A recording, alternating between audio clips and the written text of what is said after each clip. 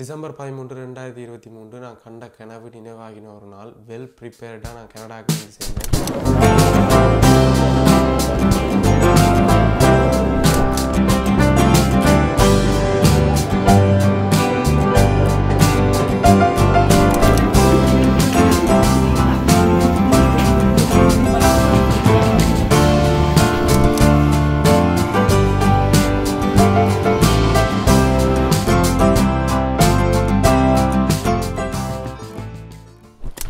வயசுலேருந்து நான் கண்ட ஒரு கனவு. நான் வந்து 2 மாதத்துக்கே என்னால் அந்த எக்ஸைட்மெண்ட்லேருந்து வெளியே வர இல்லாமல் இருந்தது. நான் காண்றது கனவா இல்லை நினைவான்ற ரேஞ்சில் இருந்தது. கனவு மாதிரி இருந்தது எல்லாம். அதுக்கு பிறகு நான் வந்து 2 கிழமையிலேயே நான் வந்து வேலைக்கு போக ஸ்டார்ட் பண்ணிட்டேன். அதாவது வேலை பழக போய் பிறகு ஜனவரி மாதம் 2024ஆம் ஆண்டுலேருந்து நான் வேலைக்கு போக ஸ்டார்ட் பண்ணிட்டேன். இப்போ இங்கே இருக்கிற வேலை பிரச்சனையால் எனக்கு வந்து ஆரம்பத்தில் எனக்கு ஃபிக்ஸ்டாக ஒரு ஷெட்யூல் கிடைக்கல. அதனால் எக்ஸ்ட்ராவாக அவங்க கூப்பிட்ற நேரமெல்லாம் போய் வேலை செய்ய ஆரம்பித்தேன். வேலை வீடு வேலை வீடு வேலை வீடு என்று சொல்லி வாழ்க்கை போக ஆரம்பிச்சிது. ஒரு கிட்டத்தட்ட ஒரு மெஷின் மாதிரி ஓட ஸ்டார்ட் பண்ணி ஒரு 2 நாள் கேம்பஸுக்கு போக வேண்டி இருக்கும். அந்த 2 நாள் கேம்பஸுக்கு போகிறது, மிச்ச நாளெல்லாம் வேலை வேலை வீடு வேலை வீடுன்றே போய்கொண்டு.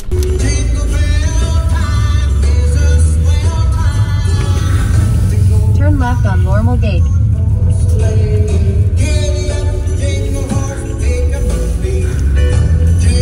In 500 meters, turn left on Side Road 20.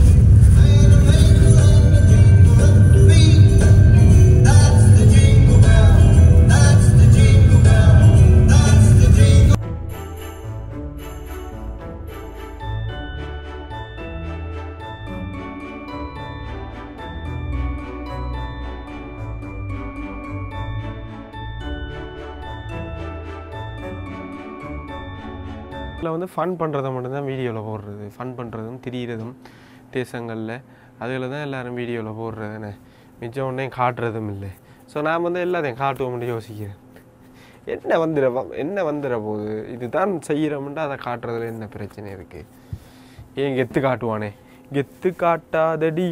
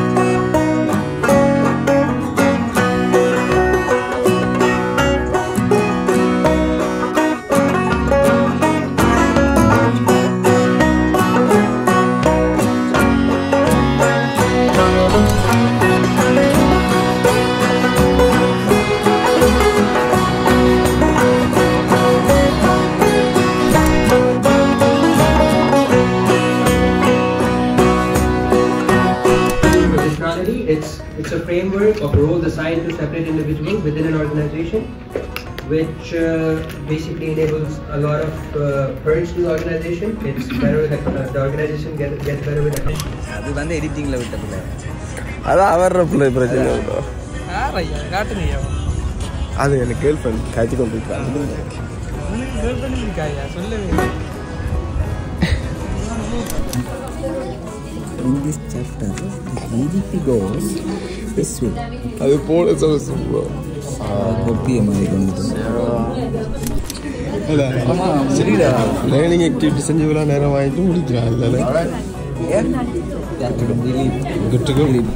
ஓரளவு எனக்கு தெரியும் வெளிநாட்டு வாழ்க்கை இப்படி தான் இருக்க போகுது. இங்கே வந்தால் இப்படி தான் வேலை வேலைன்னு ஓடணும், கொஞ்சம் கஷ்டமாக தான் இருக்க போகுது ஆரம்பத்தில். பிறகு பார்த்துக்கொள்ளலாம்ன்ற ஒரு மனநிலை இருந்தது. ஊரில் இருக்கைக்கு பார்த்தீங்கன்னா மைண்ட் செட் எப்படி இருக்குமெண்டா எனக்கு எல்லாமே தெரியும். நாங்கள் தாண்டா கிங்குன்ற ரேஞ்சில் இருந்தது. என்ன என்றாலும் பார்த்து கொள்ளலாம்ன்ற ஒரு மனநிலை இருந்தது. அதுக்கு பிறகு நான் இங்கே வந்தால் பிறகு கொஞ்சம் கொஞ்சமாக ரியாலிட்டி ஹிட் பண்ண வழி கிடைக்குதான் எனக்கு ஒன்று விளங்கிச்சு. கனடாவில் வந்து நீ ஒரு ஆளே இல்லை தம்பி, நீ ஒரு ஜீரோ. நீங்கள் ஜீரோவிலேருந்து தான் நீங்கள் ஸ்டார்ட் பண்ணணும். ஊரில் இருக்கக்குள்ளே 2018ஆம் ஆண்டு வரைக்கும் வவுனியா டவுனுக்கு போனாலே அது ஒரு பெரிய விஷயம் மாதிரி, அது ஒரு பெரிய இடம் மாதிரி இருக்கும். பிறகு கொஞ்சம் 2018ஆம் ஆண்டுக்கு பிறகு வெளிக்கிட ஆரம்பித்து கொழும்புக்கு போனால் கொழும்பு எங்களுக்கு வந்து வேறு வெளிநாட்டுக்கு போன மாதிரி இருக்கும். அப்படி ஒரு லெவலில் தான் எந்த வாழ்க்கை எந்த மனநிலை இருந்தது. இங்கே வந்தால் இங்கே சீனே வேறு, புது புது மனிதர்கள், புது புது கலாச்சாரம். கனடா வந்து ஒரு மல்டி கல்ச்சர் கண்ட்ரி. இங்கே நீங்கள் வந்து எல்லா நாட்டு மக்களையுமே பார்க்கலாம். இந்த பெரிய தேசத்தில் நான் ஒரு புள்ளியாக கூட இல்லை. இப்படியே போய்கொண்டிருந்தது. வேலை வீடு வேலை, ஒரு நாள் 2 நாள் யூனிவர்சிட்டி வேலை என்றபடியாக எனக்கு நேரமும் இல்லை. அதனால் நான் வந்து எல்லாத்தையும் விட்டுட்டு அதை மட்டுமே ஃபோக்கஸ் பண்ணி அதை மட்டுமே நோக்கி ஓடிக்கொண்டிருந்தேன். இப்படியே ஓடிக்கொண்டிருக்கக்குள்ளே சில நாட்களில் வந்து பார்த்திங்கன்னா சில யோசனைகள் வேறு, எங்கேயோ ஒரு இடத்துக்குள்ளே வந்து மாட்டி ஸ்டக் ஆகிட்ட மாதிரி ஒரு ஃபீல். நல்லா தான் இருக்கும், ஒரு குறையும் இல்லை, ஆனாலும் ஒரு ஃபீலிங். எல்லாரையும் விட்டுட்டு இங்கே வந்து இருந்து கஷ்டப்பட்டு துன்பப்பட்டு துயரப்பட்டு, கஷ்டப்பட்டு மீன்ஸ் வேலை வேலை வேலை வீடு படிப்பு அப்படியே போகுது. நீங்கள் வந்து காசுகள் கட்டுறது அது இதுன்னு சொல்லி கொஞ்சம்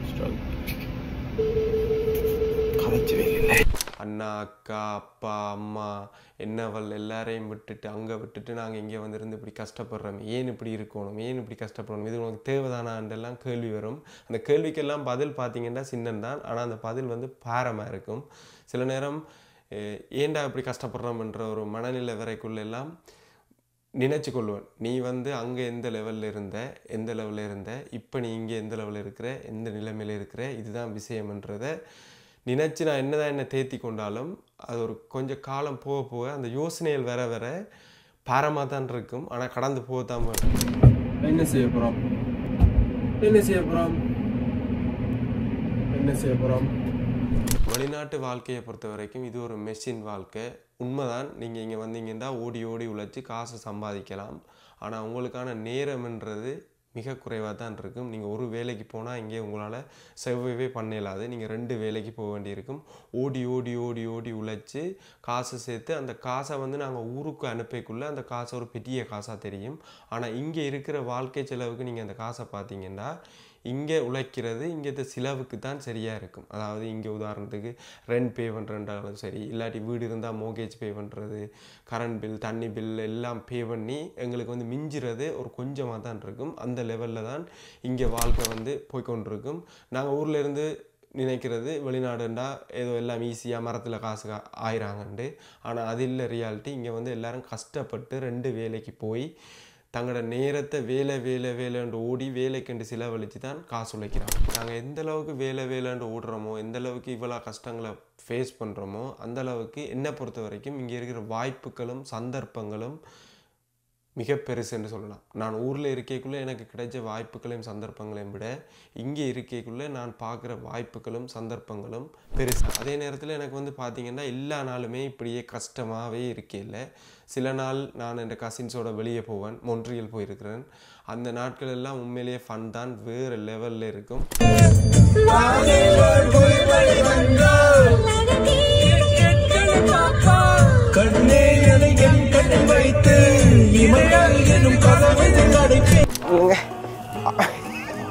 ப்ரோ இல்லை ப்ரோ,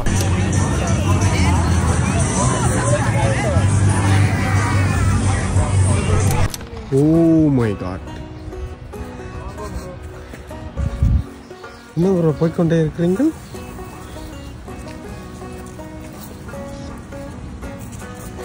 பாதாள கிணறு.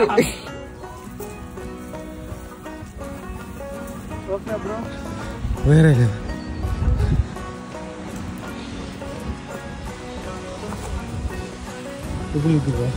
we love adventures, you know. Very level.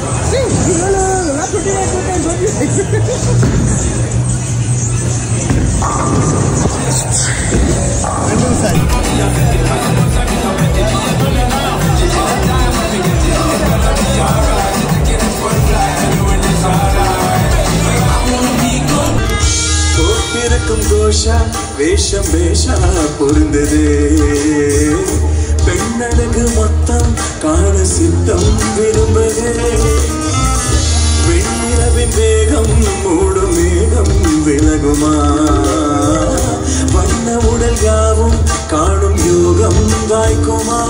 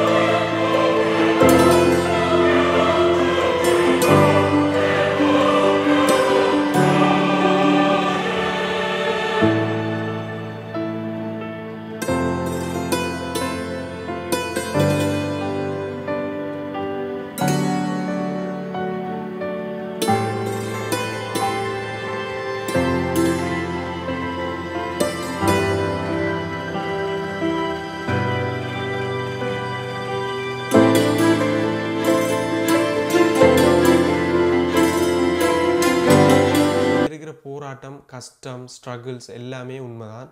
ஆனால் நான் என்னை பொறுத்த வரைக்கும் இங்கே நான் எந்த அளவுக்கு கஷ்டப்படுறேனோ அந்த அளவுக்கு நான் வந்து வளர்ந்து கொண்டு போகிறேன்ட்டு நினைக்கிறேன்.